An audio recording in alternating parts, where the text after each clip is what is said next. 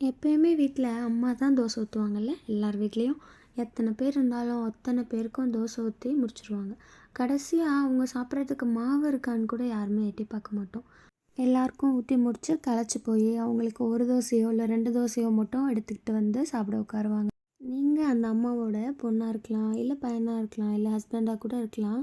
ஒரு நாள் அவங்கள உட்கார வச்சு தோசை சுட்டு கொடுத்து பாருங்கள், அவங்க எவ்வளோ சந்தோஷமாகவும் நிம்மதியாகவும் சாப்பிட்றாங்கன்னு. அவங்க சாப்பிட்டு முடிச்சதுக்கப்புறமா உங்களுக்கு தோசை ஊற்றி கொடுக்க சொல்லுங்கள். அப்படி இல்லைன்னா நீங்கள் சாப்பிட்டுட்டு அவங்களுக்கு தோசை ஊற்றி கொடுங்க. சாதாரண தோசை தானே, எல்லார் வீட்லேயும் அம்மா தானே ஊற்றுறாங்க அப்படின்னு நினச்சிங்கன்னா அவங்கள்ட்ட கேட்டு பாருங்கள். தோசை அவங்களா ஊற்றி அவங்களா சாப்பிட்றது அவங்களுக்கு எவ்வளோ கஷ்டமாக இருக்கும்னு.